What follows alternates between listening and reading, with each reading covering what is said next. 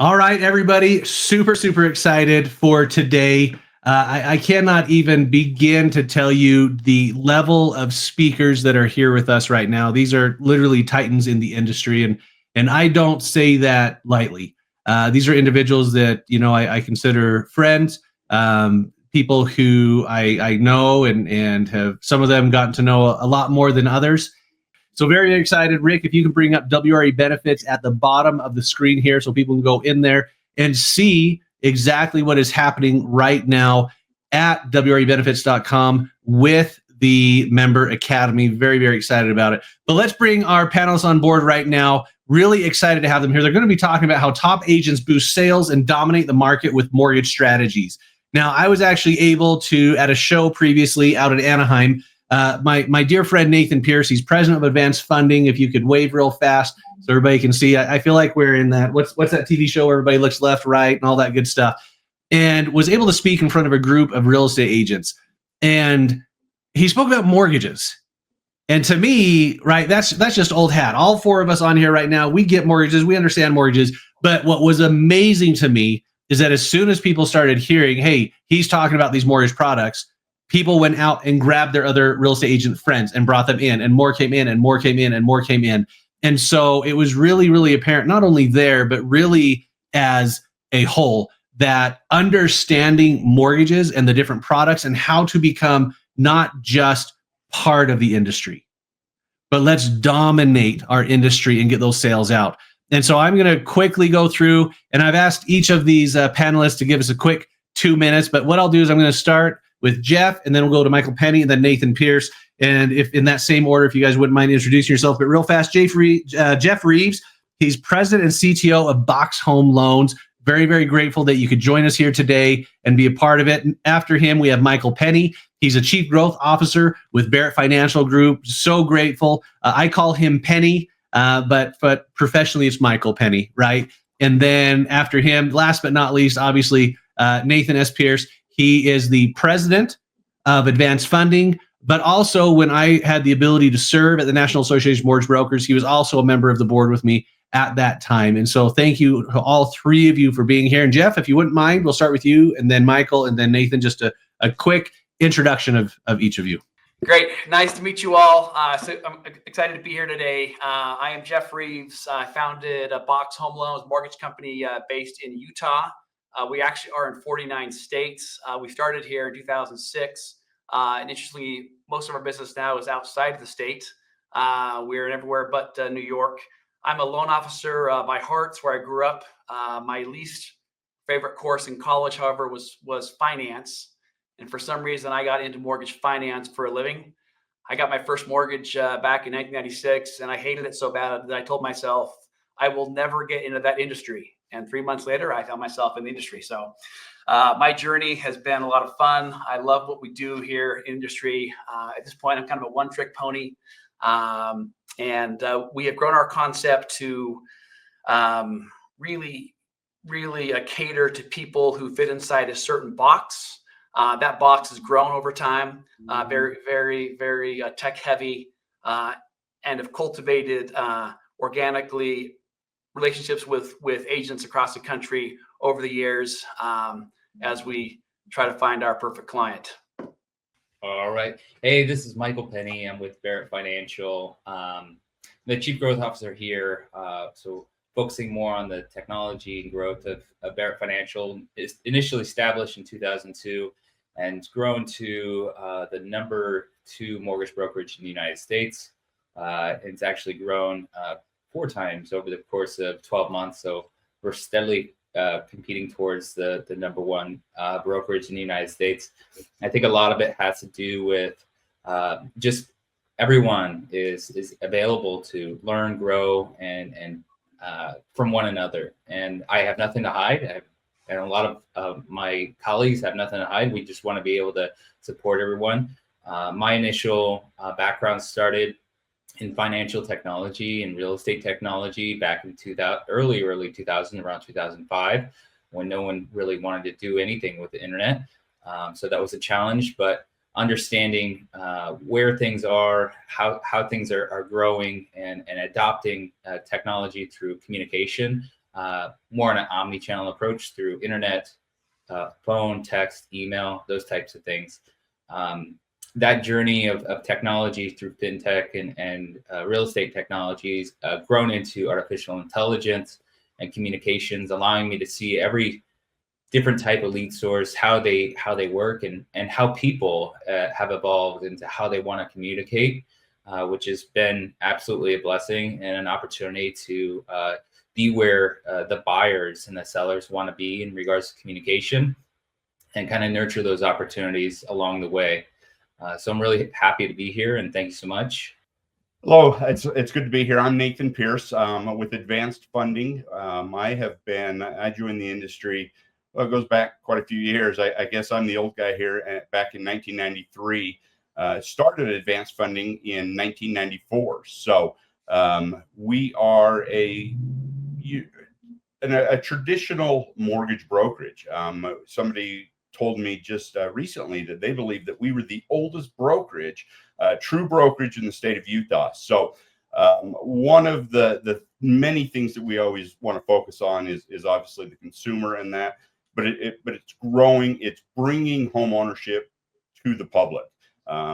That's where our focus is being the advocate for the homeowner, for the consumer. So I'm excited to be here once again. It's been a few years. I've been around the block, and excited to share some opportunities with you guys.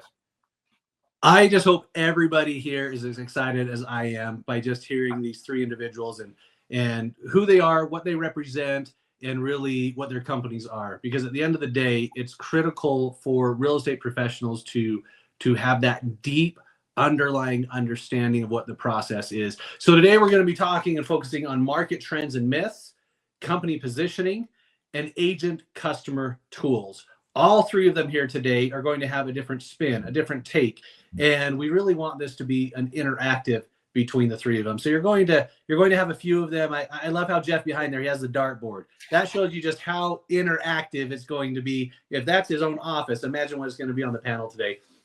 So what I'd like to do is really start out, and if whoever can start out, I need to know, and all of our viewers need to know, what in the world is going on in mortgages right now? Who wants to take that can of worms and open it? I can start. Thanks, Jeff. Yeah, there's a lot, and there is a lot of great stuff, a lot of bluster. I will speak maybe to AI for a second. AI is awesome, and it isn't a silver bullet. It's about really empowering humans to do more volume with less, right? I think we've in some ways have sort of overblown what AI can do for us if we shut off our brains. There was a Harvard study recently done where they had three groups of people they brought in to perform a task. And they gave the first group great AI and said to the group, you have great AI to do your task.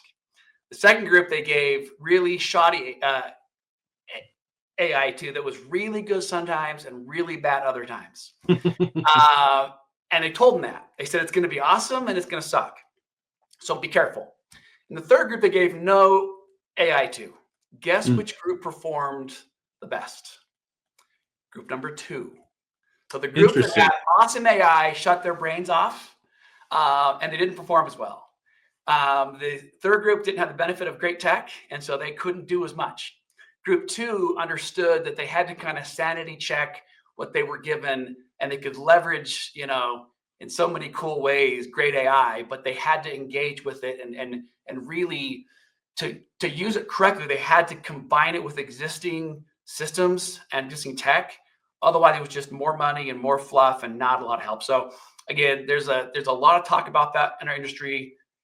At our company, we really have tried to integrate it into our proprietary a stack of tools that we already built, and are finding elegant ways to augment our humans and allow them to just be better. I love that. That's something that I talked till I'm blue in the face. Nathan and Penny, you've heard me say this a lot, but that human-assisted e-commerce, right? People want to be on this until they want to talk to a human. And then what do they want? They want a competent, able human to help them. And then once they get their question answered, what do they want to do? Go back to this, right? So same question to both you, Michael, and Nathan. What? Yeah, I kind of want to echo Jeff. I mean, he's spot on in regards to how to leverage artificial intelligence and communications in that regard. One of the best things that I've seen is allowing you to do the best that you can do, leveraging your time to focusing on your highest and best use, right? From a management perspective, I like that artificial intelligence and communication, but we go back to like Mike Ferry scripts and Tom Ferry scripts on the real estate side, and some other scripts like Todd Duncan and Zig Ziglar and those types of things, and just more or less like through consistent outreach, and you can get a measurable result on whether something that you're doing is actually providing a return on investment. So leveraging artificial intelligence to do the redundant things, and then measuring those results to see if they are providing a return, and then tasking those humans or people to actually focus on those emotional tie down opportunities is really what I think is great. To kind of pivot into the statement of like what's going on in the industry and what's been going on. I know that recently I had to actually create a brand new bridge loan that had never been done before to help people because they had a tremendous amount of equity in their homes and they needed to leverage that equity to move on to the next home. Or there's a large amount of debt that's happening in the industry, and we had to create a very unique home equity line of credit strategy to help those individuals get out of that debt. So from just a high level, and what I'm seeing is that there's a lot of debt in the industry. There are a lot of people with a lot of equity in their homes, and there's a lot of questions on whether they should move up or move down or what have you. Love it. Yeah. I love that. And I know we're going to talk a little bit more about specifically that bridge you're talking.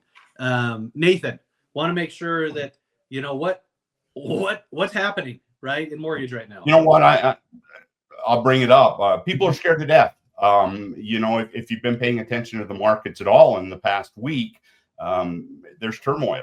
You know, after or futures this morning had the 10-year yield down significantly, and now we are up. I haven't looked for the last few minutes, but it was above 50, was up another, I think, 20 basis points or something from being down possibly around 20. So there's a lot of fear, there's a lot of unknown, and I think we can tie this into the artificial intelligence as well. Is I think as professionals, we have a job, we have a duty to make sure that people understand really what's going on in the marketplace. And if it's that we don't understand completely what's going on and we need to wait and see, that's something we need to do. But as Michael said, you know, being able to present different options with them. Well, this is where AI is taking our company to a little bit of a different level than we used to be. We're able to go out there and we're offering the same loan programs that we offered, you know, 10 years ago, different loan programs, but we still have an abundance of loan programs. But now we're able to understand and gather that information in a much quicker, easier way to understand and turn around and take that intelligence that we've learned from and present it to consumers so that they understand it and they understand a much larger picture of what's available to them than what they were before AI. I love that. It's funny, you know, all three of you know, I devour the news. To me, it's critical to have that understanding. Just like today, being on here today and listening to the three of you. And one of the interesting parts is with these tariffs today, what's happening is people are flocking to the treasuries. And so just one of you, whoever wants to go first, what does that mean for interest rates? I know what I think, but this isn't the panel about John, right?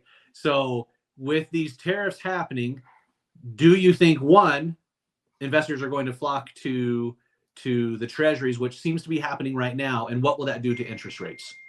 So let me say that I'm sure the rest feel the same way. If we really knew what was going to happen, we would not be doing mortgages. We'd be day trading. Yeah. But I mean, ultimately, look, there's some uncertainty. One theory is that people flock to treasuries consistently. That will lower the yield because they don't have to entice people into buying, mortgage bonds and bonds because they want to flee to the safety of that, right? That's usually what happens. If the stock market is doing poorly, it's often can be good for rates. Now there's some concerns about will the tariffs, increase inflation, and then we have kind of a double whammy where you have stagflation, where you have, no growth and you have high interest rates because inflationary pressures are keeping things high. There's no real clarity. If I were a betting man, my gut is that we will over the next 12 months see rates trend lower. That wasn't the opinion as recently as a few months ago. Yeah, the secretary, he estimated they'd go up actually. Yeah.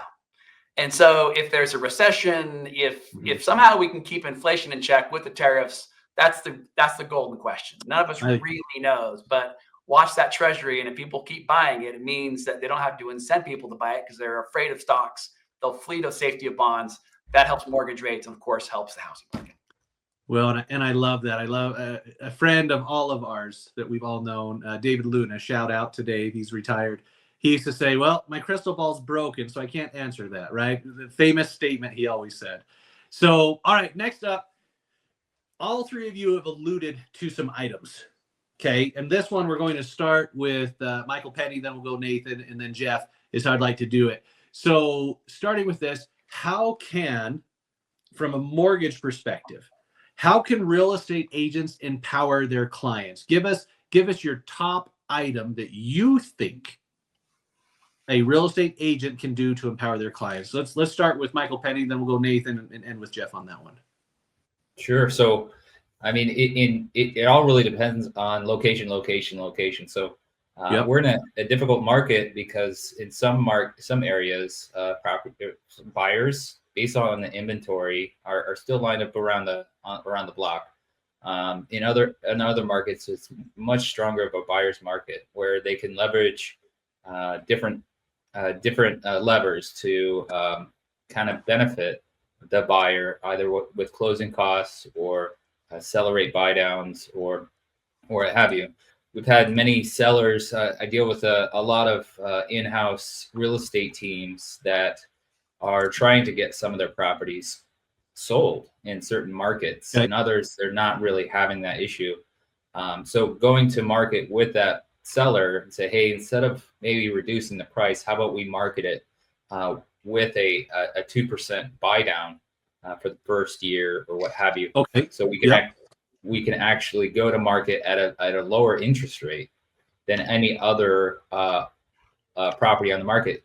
Oftentimes you'll see this in builders, and they'll offer a very low interest rate or a permanent rate buy down for the life of the loan. And the way that they're able to do that is they're taking the part of the profits of the home and they're putting it towards a percentage over the course of a 30-year, or if it's a temporary, just for a few years, towards the buyer's interest rate to be bought down.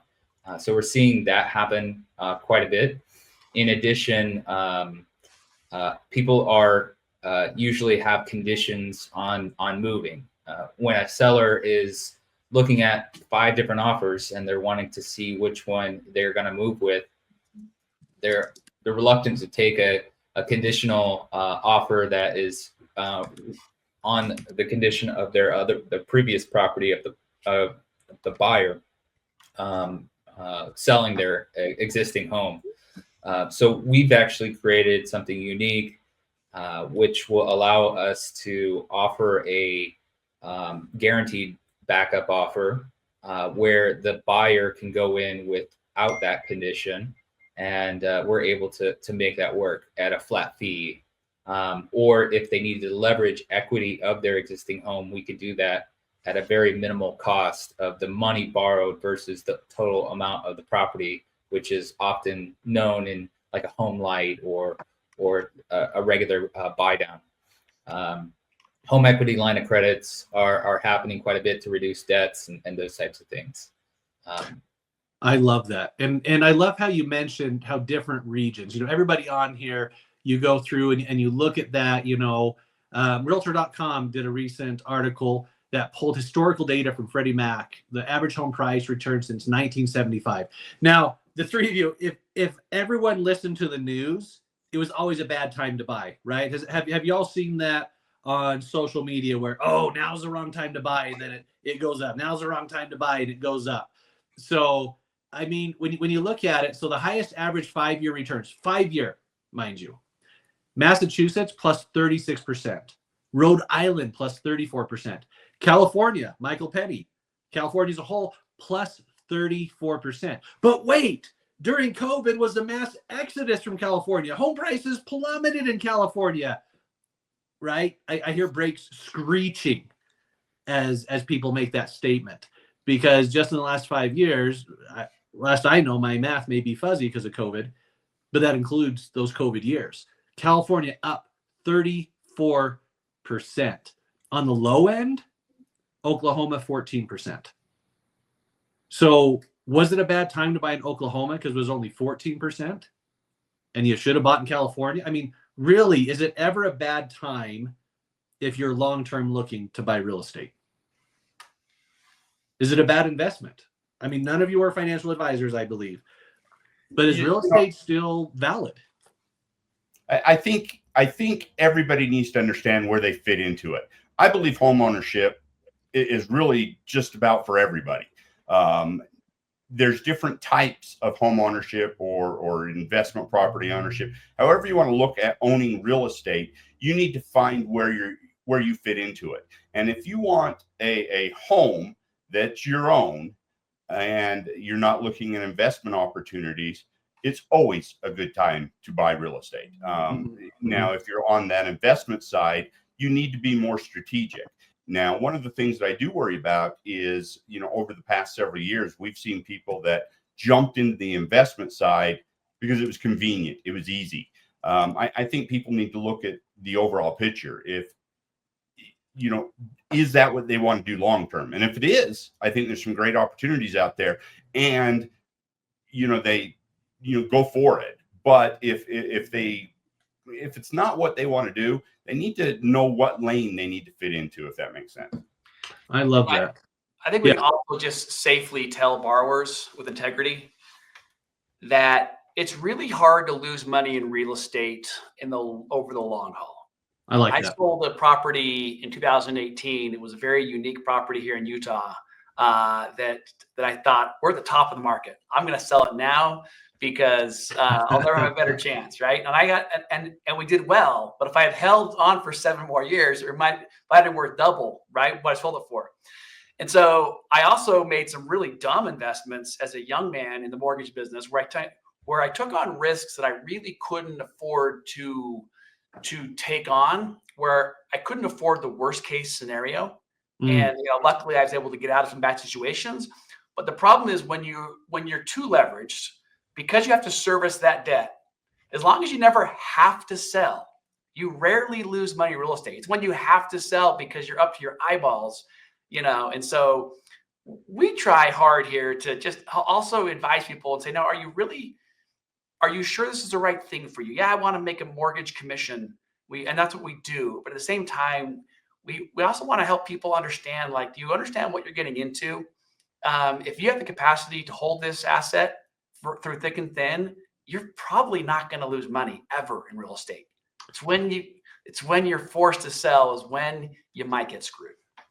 So how Jeff, can real estate agents empower their clients to continue with that question? And sorry, I got sidetracked. Yeah. Michael Penny had such a great answer there, and all of you do. Yeah. But it really got me thinking about that, really, really going there. So Jeff, how can real estate agents empower their clients? I mean, I just want to reiterate what Michael said. We see a lot of our agents are marketing homes with 3-2-1 buy downs or 2-1 buy downs or permanent buy downs, kind of building in money into the price instead of reducing, the sales price of the home. in making a payment, marketing a home with a payment. You Mhm. know, we all know that in our space, our borrowers care about the following in this order: the payment, the cash to close, and the costs, right? And so if a listing agent can build into the home marketing in coordination with his mortgage loan officer, that's a really powerful thing. So what Michael said is totally true. We're saying it as well. We've done a few things to sort of try to build trust with sellers in markets where it's really tight and you're competing against cash. I mean, there are these cash alternatives that, you know, we offer a $10,000 guarantee to the buyer, which can be transferred to the seller, which basically says if we have pre-approved your loan, and you make an offer for that loan and you don't end up qualifying, if we screw up, here's 10 grand. And so we just want our agent and our borrower and our seller to know that when we say it looks good, that it truly is good. You have to have that trust, or the odds of getting, you know, an offer accepted in this market, in certain markets, just are very low. I love that. So we have, you know, the 2% buy down, right? You have that $10,000, which blows my mind for what it's worth. That 10,000 guarantee. Nathan, anything you want to add to that with, you know, how agents can empower their clients? Yeah, I think being aware of what's available to your consumers, or marketing your properties. Right before this call started, I was on the telephone with a real estate agent that has a listing coming up in Mill Creek, Utah, which is a older part of town, but it's a very desirable part of Salt Lake. So prices, they tend to be higher. People want to live there. Well, this is a very small home that was built in the 1940s, I believe it was, and it needs possibly some work. This is the type of home that a flipper, you know, somebody coming in, an investor would love, but it's also the type of home a young family would want, that wants to live in this area, but maybe it's a little bit out of their price range, or maybe they need to do something a little bit more creative than just walking in and putting 20% down. So one of the things we talked about is having them advertise a rehab loan or a rehabilitation loan, so that somebody younger can maybe go in and dig out a basement, or the basement's in there, but dig an entrance into the basement and turn it into an ADU unit to help offset that payment. So knowing some of these little things are going to be able to help you market your properties for sale, but it's also going to empower your buyers to have more options, so that they can look a little bit further than that little box. Sorry, Jeff, no pun intended there. Oh, good. The box of the home, the homes that they are currently looking at. I love that. And I mean, really, truly, at the end of the day, what all three of you described are the difference between someone who's just doing a job and someone who has done this as their career. And I don't care how long you've been in real estate. If you treat it like a career, you're going to get educated with the right product. You're going to be working with the right partners. You're going to be doing what's necessary in order to make sure that they know, whether it's the 10,000 guarantee, right? We're going to get back on that one, Jeff. Just be aware. That's tickling my brain. But you know, the 2% buy down, making sure that, I mean, how many real estate agents, as you're watching right now, it's like, oh my gosh, that old commercial should have had a V8, right? I didn't even think about that. You're right. If I did market it like this, then I could do that. You know, Michael Penny, I've always offered, you know, we're going to give them a free carpet. Well, if they buy a lower rate, instead of allowing that carpet allowance, what would that do? Just 5 seconds, Michael Penny. A lower rate versus a carpet allowance. What would that actually do to your monthly payment? Yeah, absolutely. It would drastically reduce it. But more importantly, I would say that you're able to go to market and actually set yourself apart from every other property, every other 3-bedroom, 2-bathroom house that's out there on the market that might be sitting out there. So going on a lower interest rate and promoting that in a way is absolutely phenomenal. Builders do it all the time, right? and it's very attractive. Gets people in their database and those types of things. But absolutely. One other thing that I will mention about the bridge style is that what we've seen a bit of a jump in is as we're gearing towards a more competitive market, we're seeing a lot of people jump towards the cash offer. So they're leveraging their previous departing residence and all the money that they have on that. And what we're end up doing is writing an all cash offer on their new property that they're going to be purchasing. They're able to get a discount on that, close the deal extremely quickly, and then we refinance their other property and close on that. So Interesting. It's a really unique strategy that we're doing is to be super competitive on that side with those that already have an existing property. And I love that because last year, now I know all three of you did great last year. That's one of the reasons why we wanted you here. We wanted you talking.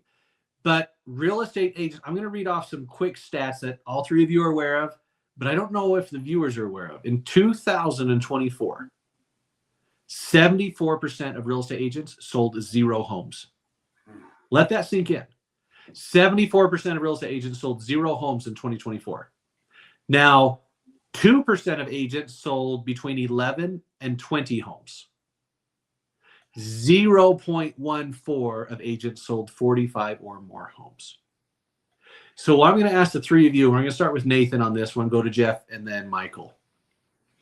What tools, options, and products do you have available to help out not just the 0.14 that sold 45 homes, not the 2.14, right? So 2% that sold 11 and 20. I'm talking the 74% of real estate agents who didn't sell a home in 2024. What tools, options, and products do you have or can you recommend that could help them 100% increase their business? 1, 2x their business. 2. I mean, really, really think about this, how hard that is. So what tools, Nathan, options, and products would you recommend to real estate agents to really help out that 74% who really, really had a hard 2024? And 2025 is going to be great. This is one of the things that, I've started some mastermind groups where we're meeting with different small groups of realtors, and we're talking about the different items out there. And we're specifically talking about mortgage. Now, I'm a mortgage geek. I get excited about this stuff. And real estate agents typically, it's not their lane. They don't want to, know every detail. But I think it's more important now to be aware of what's out there. Now, I don't believe that you need to take the time to know all of the ins and outs and the details of different loan programs. But I think it is important that when you hear somebody talking or a different, a property, you're talking to a listing appointment and you hear something that you can key into, hey, you know what, I've got something. I think that's, first of all, it's going to set you apart for the few listings that are out there on the market. If you can bring to people that are looking to close that you have options on how you're going to market this property, and it's not just about marketing to the, putting it on the MLS or I don't even know what's going on out there with NAR these days, trying to keep up with that disaster. But bringing hardcore marketing techniques that may include different loan programs is going to set you apart from the competition. Now, I have, I believe there are several products that I've seen some people have some great success in. And one of them, I mentioned already, the ADU, obviously the temporary buy downs is another product that's great. But I'll let the other guys share a little bit more, but, being able to market differently. Options. I love that. Jeff. Yeah, well said.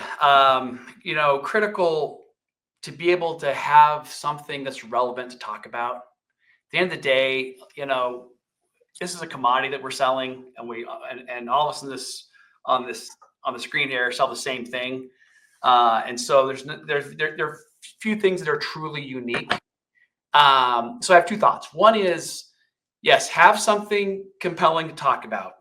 Hey, get on social media and just be consistently pounding messages that might be relevant. Let's Stuff like, did you know that you can get a loan today if you have been self-employed and only have 3 months of income? If you have an ITIN, you can get a loan. If you can't qualify with your tax return, you can get a loan through bank statements. And just, things to talk about that make you relevant. At the end of the day, though, it's about blocking and tackling, to use a sports metaphor. If you just consistently do the things that successful agents and mortgage loan officers do, and you just follow them and you do that every day, this business isn't rocket science. It's about executing on simple ideas with precision and discipline. And that's hard. And that's why most people don't do it, is because they haven't looked at their, the writer of Atomic Habits, James Clear, said, if you want to create a habit, don't set a goal, build a system. What is your system for blocking and tackling, and then being able to, here's how I'm going to go on social media, here's the phone calls I'm going to make, the doors I'm going to knock, and then here's my basket of things to talk about. Fix and flip, DSCR, ITIN, near miss FHA, no down payment stuff, 2-1 buy downs. Those all give you relevance that these talk about, but just get out there and build a system and be consistent. Well, before Michael starts, it reminds me, some of you know him, but a friend of mine I met many, many years ago in some place called the MTC. And I went to Romania, he went to Italy, but he's in mortgage as well. And Josh Steika. And he made a statement that has sat with me. And when you said this, Jeff, it brought this home. I asked him, because I always like to ask people, okay, what are you doing that makes you successful? And he goes, I do boring stuff. He goes, I just make my calls every day.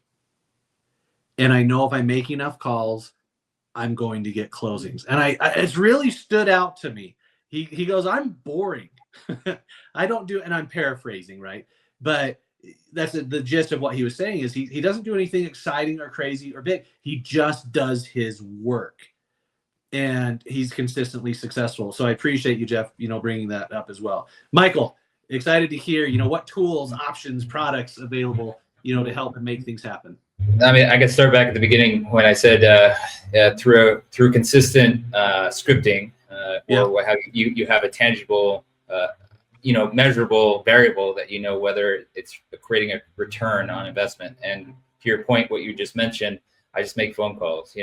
It's being. I'd say you have the opportunity to put 1, 2, or 3 unique lead generation strategies in your toolbox, but start with one and let that master that, and know how you're going to handle objections. You can put it into artificial AI or some type of tool to kind of handle outreach for you, but realistically, if you're not rolling up your sleeves and in that conversation, you're not learning how to handle objections and being competitive. Oftentimes, I get the opportunity to be on stage with in front of large real estate brokerages and different entities like escrow, title, and so on are all participating. And and behind the doors, oftentimes we're trying to do exactly what you're trying to do, is trying to help buyers find home ownership, and how can we all collaborate with leveraging our licenses and tools to benefit that. And then we couple that with opportunities to help real estate agents do the same thing. So one of my favorite things to do is title. You have the opportunity to reach out to title and say, hey, can I get a weekly or monthly update of anyone who's notice of default, divorce, anyone that is a for sale by owner, those types of things. Get that information, put it into your CRM. Do that initial outreach, perhaps via artificial intelligence or some type of automated email or text message. Acknowledge the type of return you're receiving, tweaking those over time, but just know that you have to respond and communicate with those individuals, or else they'll fall apart. The other thing is that open houses. A good friend of mine, we've worked together for many years. Barry Habib, he recently purchased a company called List Reports. Now we can educate buyers on how those buyers, whether it's better to buy versus rent, and those types of things, in addition to grabbing all the information and creating beautiful flyers and school reports of that. And just going into your MLS and just going in and saying, hey, Mr. and Mrs. Listing agent, I know that you have this property available. Would you be open to me listing or, having that property open for you and marketing it? And 9 times out of 10, they'll say yes, especially if it's a kind of a no-name real estate brokerage or not a big box or what have you. And maybe they're out of town and you're going to be able to do those. So do an open house often. One of my good friends, Payson Robertson, he did 100 open houses in 100 days. And that he took his business to one of the fastest growing real estate businesses in the state where I'm at. So it's really good to, one, try something new, master it. Number two, to Jeff's point, stay consistent and disciplined and focus on that thing over and over again. You know, can I add just real quick? Yes, John? Nathan, add to it. Yes. One thing that I do, and it's so elementary, is I have a habit checklist. And I have a daily habit checklist, a weekly, and a monthly. And I have, there's silly things. What time I rise. When I get home, how do I greet my wife? And then I talk about, I'm going to post X amount of times on social media. I'm going to call this many people and wish them happy birthday. Whatever it is, it's simple things. But every single day I'm looking at that and it's reminded me. I don't always get through everything, but every day I'm trying to do better. I love that. I love it. Reminds me of someone I have very near and dear to my heart that's passed away, that some of you know. There's an elderly gentleman who got in front of a large group and said, listen, just every day do something better. Every day be a little better. No one needs to be perfect today. Okay? So squash that. What Jeff and Nathan and Michael are telling you, if you tried to do it all today, you're going to fail. So try one new thing today, right? And then every day, and then over time, you'll have progressed. I love that, Nathan. I didn't know that about you. Habit checklist. If you wouldn't mind, share that with me. You don't have to tell me everything you're doing, but share that. I think that is super, super cool. So either of you have anything similar to that? I just want to just say, John, that you talked about doing something every day, and you're going to fail probably. And that thing, and that new idea, don't get the new idea on Friday. Try it once on Saturday, and on Monday you can never do it again, right? It's about iteration, and it's about you may suck at something the first time. You have a bad pitch. You just stick with that simple thing, refine it, and you'll gain confidence in it, and it grows. I love that, because we've all failed. If you haven't failed, then you've never really tried anything. Let's be really honest. If you have never failed at something, then you never push yourself to the limit that you're capable of. And you may be content, but I am a firm believer, to use a quote, that good is the enemy of great. And we are all here for greatness. And listening to these three individuals will make it possible for you to not be part of that 74%, but be part of the 0.14. And let's grow that 0.14. Right? Let's get that out there and get that open. So, we've talked about a lot of different things here, and those of you who know, I take notes as we go through and talk about this. We're going to ask, and we're getting close to short on time. So this one, we're actually going to start with Jeff. We're not at the last question yet, but I'm going to ask Jeff, and then we'll go to Michael, then Nathan. What is something today, a social media message? Because we all know Facebook is king. Right? Instagram's that next generation coming in, TikTok videos. There's a lot of real estate agents who don't want to do that. So what is a social media message today that they can share that will help them at least get in front of potential clients and hopefully generate more business? So big question, but hopefully, yeah. Yeah, it's really the same thing that we've been talking about that Michael brought up earlier on, which was marketing homes through payments.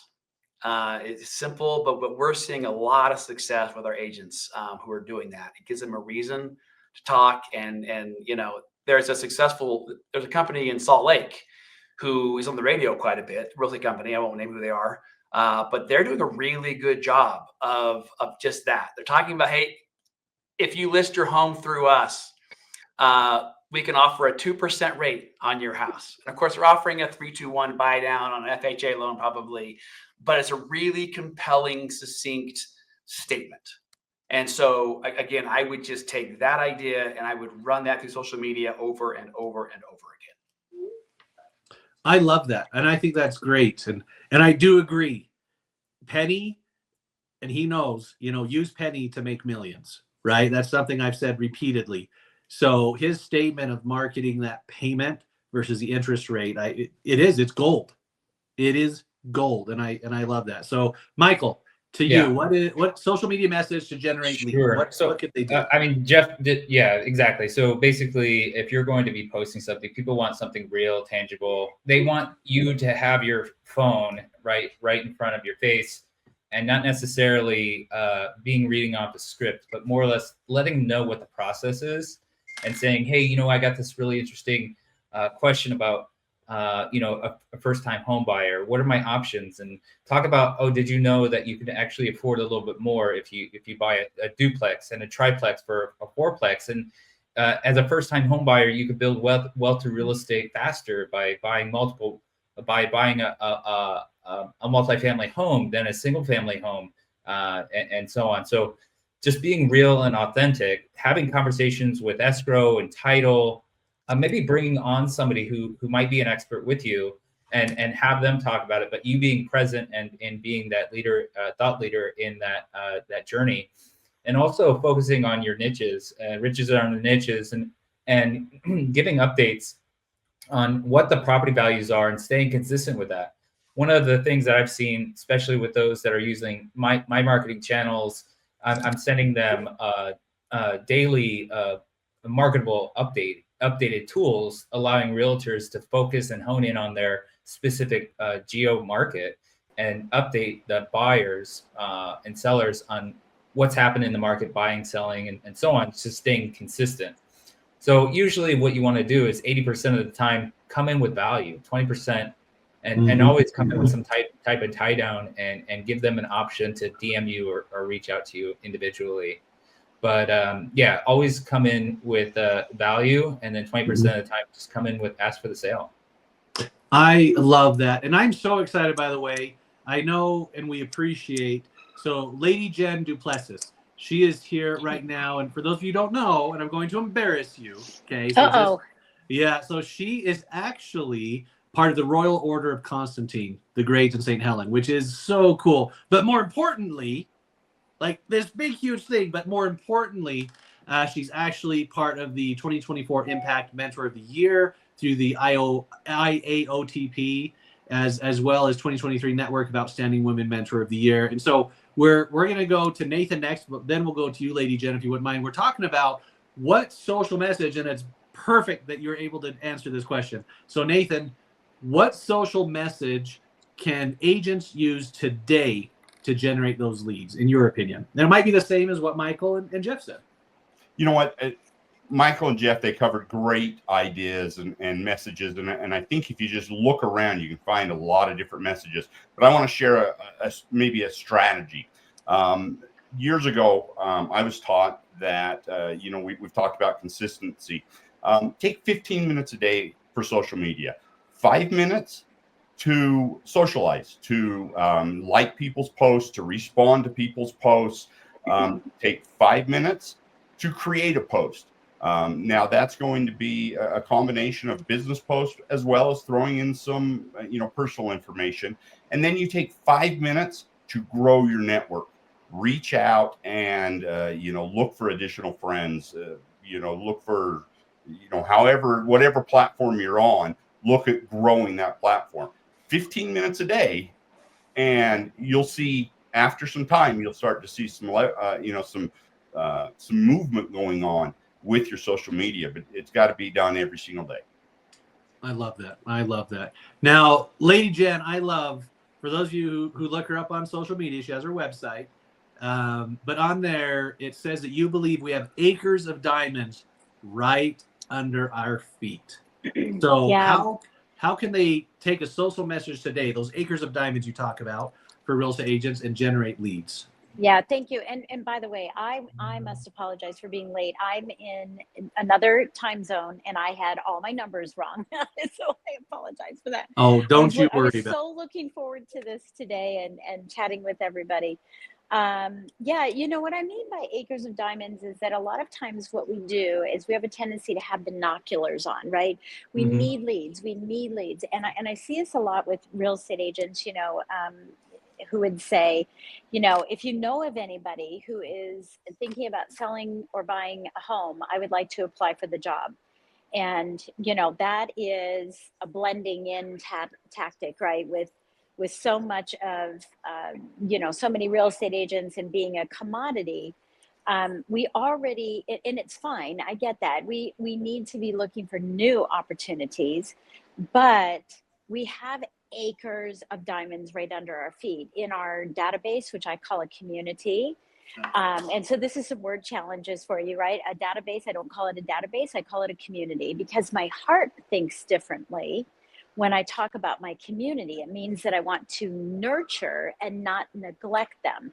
And a lot of times we think that we're nurturing them by sending them canned information that is just white noise, right? So if we can nurture them, that's one thing that we want to be doing, with our database, with our community. The other, I don't call my clients past clients because I think PASSED, like they passed away. We go to a closing and we close the casket on the relationship and they're passed away. So I call them alumni, right? We want to have an infinity of bringing people back into our fold and creating loyalty. So they're not only, I don't want their deal necessarily because of our timeline from, buy to the next buy or that type of thing. I want them to send their friends and I don't want to wait until later. I want that to be a constant flow. So when we have these acres of diamonds right under our own feet and they're warm, and they've already worked with us and they can edify us for other people, right? That takes us out of this blending in or the skimming that sometimes we do because we're afraid to call people and work with them. I think if we can change another word, I need leads. No, you need opportunities. Opportunities include leads. They include cold calls. They include referrals, right? Every opportunity that you can get to manifest your business, everything that we're looking at. And so stop looking out there and have it be external, but look inside and saying, I already did the work. I already have the clients. I need to nurture them. I need to pick up that diamond and clean it off and polish it and pay attention to it. And you're going to find that your business will grow exponentially. When I was producing and doing, $120 million a year, 30% of my business was from my community. I love that. It's too much work.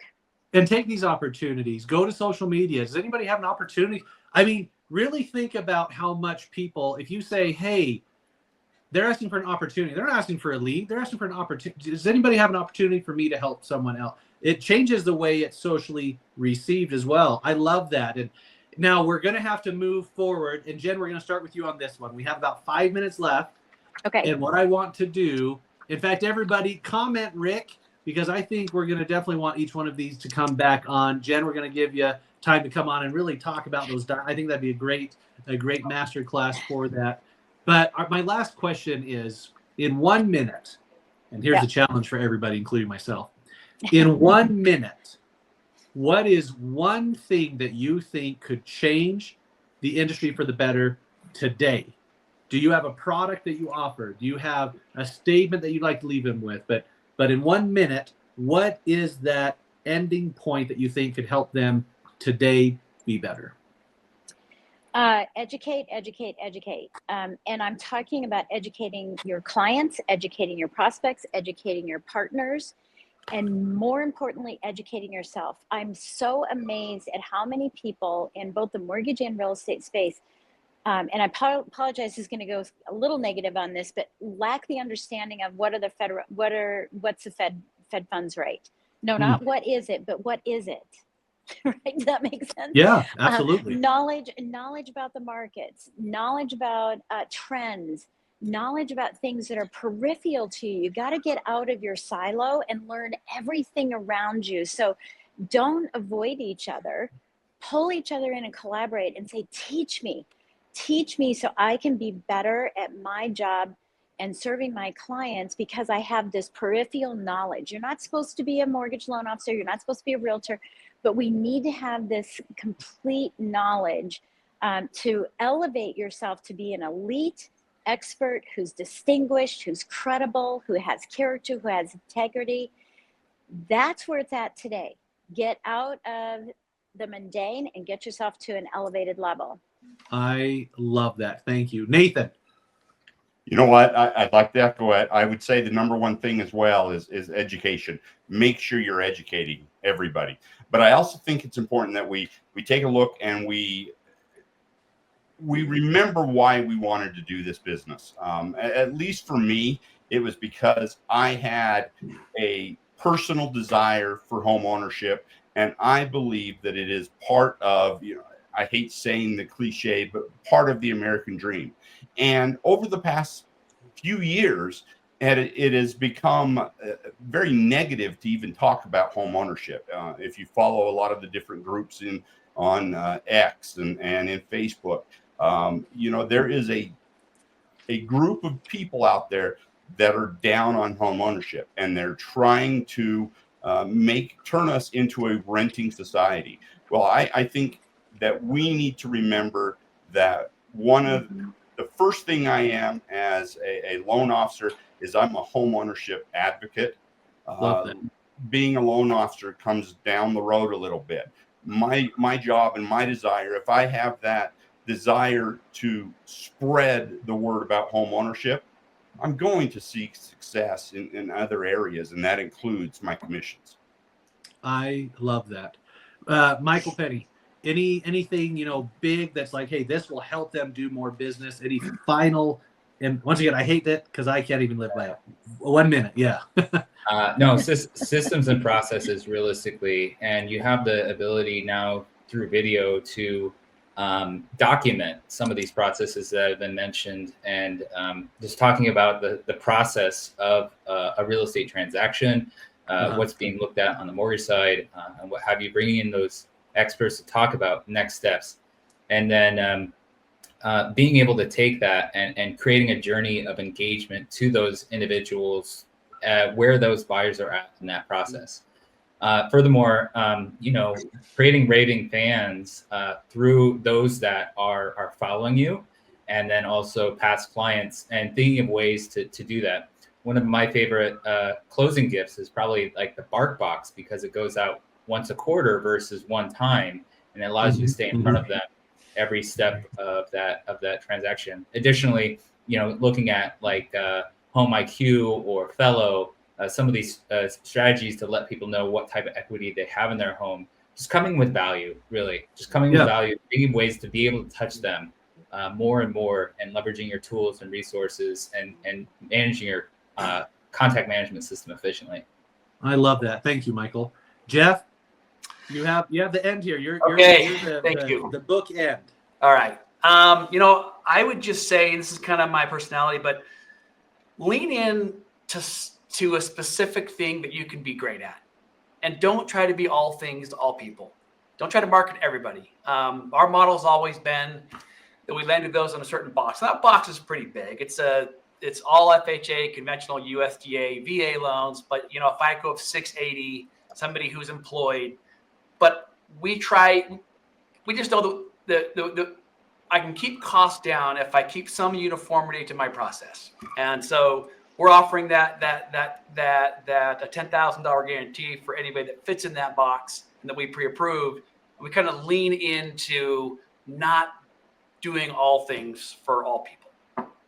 I love that. That Yeah. 10,000. In fact, Jeff, you're working with Rick Grant, our editorial director. You're actually doing a webinar on that 10,000, right? Rick, can you pull that up? Not to embarrass you there, Jeff, but Yeah, we yeah. are excited to talk about it again.